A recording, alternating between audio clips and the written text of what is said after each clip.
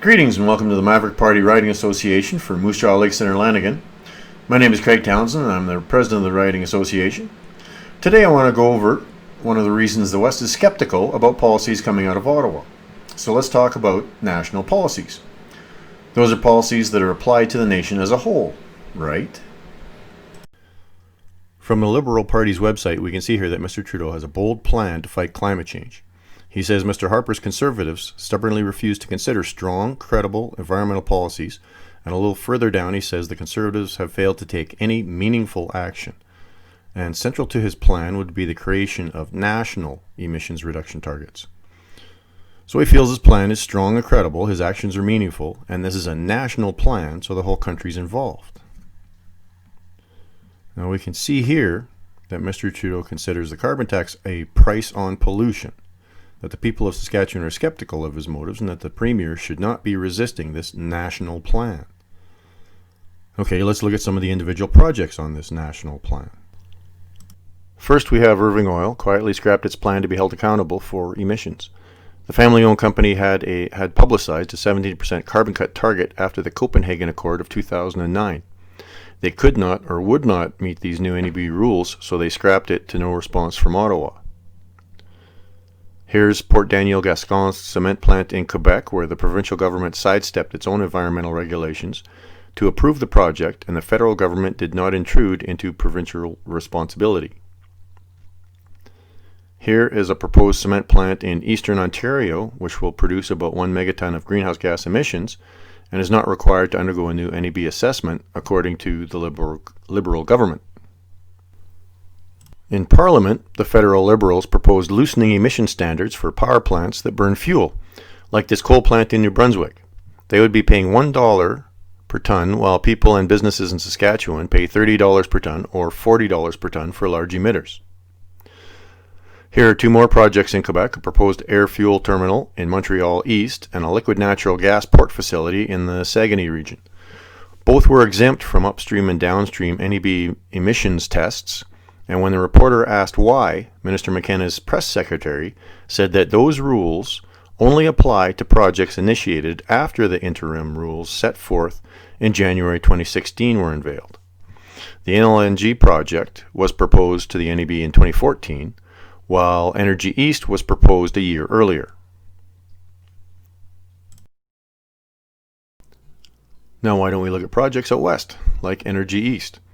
The company is going to invest $15.7 billion into the Canadian economy.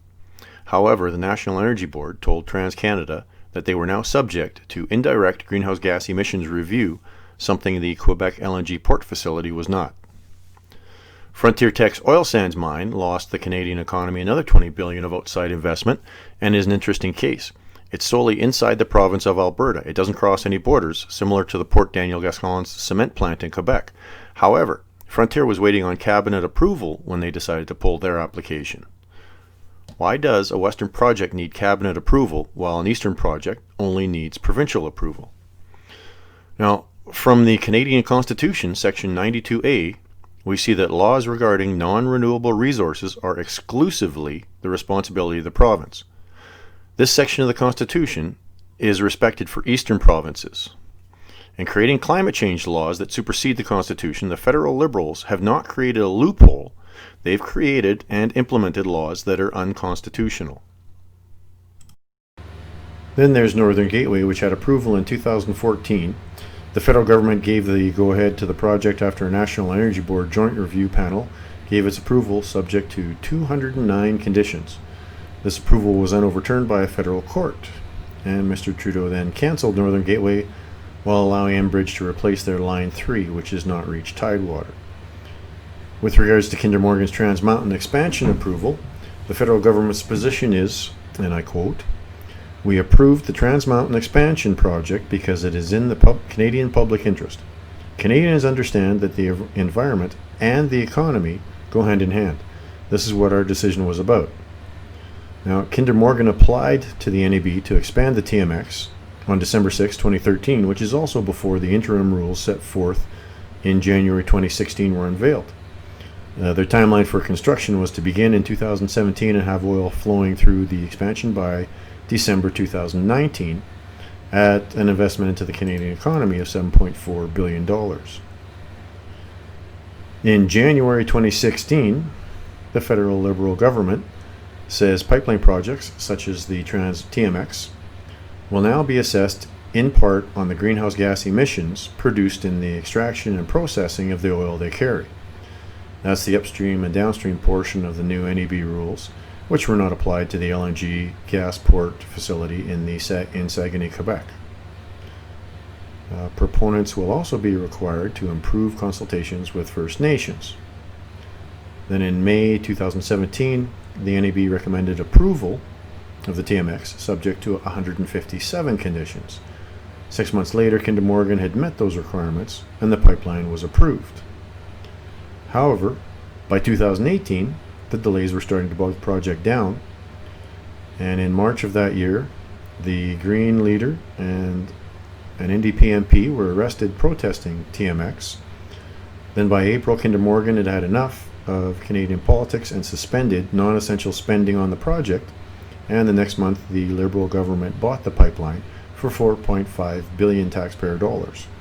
The project approval was promptly overturned by the courts, and the Liberals were forced to have a new round of assessments and consultations, and just over a year later the Liberals approved the same pipeline a second time. The TMX expansion under government control is now estimated at $12.6 billion taxpayer dollars, and the Liberals claim it will be finished by 2022. So do the Liberals' new NEB rules have any benefit to the West?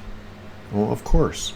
In May of last year, it took the family-owned Irving Oil Refinery only a month to be approved to hire foreign oil tankers to transport Western Canadian oil from Vancouver around the tanker ban through the Panama Canal to their Eastern Oil Refinery. There is no other way to get Western Canadian oil to the East Coast refineries. The Liberals have licensed the Chinese Communist Party to drill for oil off Canada's east coast, so I guess Eastern refineries need another source. What we can take away from this is that Justin Trudeau is all in fighting climate change, and the people down east are solidly backing him. Those in the media are asking why it took so long for the Liberals to implement a plan that triples carbon taxes in just 10 years. How many of those down east know about the difficulty of meeting these new NEB rules, and that eastern projects do not need to meet them in order to be granted approval? So to sum up, Energy East was projected to be a $15.7 billion investment into Canada. Frontier Tech's oil sands mine was another $20 billion, and Northern Gateway another $7.9 billion. The TMX went from a $7.4 billion investment into Canada to a $4.5 billion purchase, and now an estimated $12.6 billion taxpayer dollars to twin.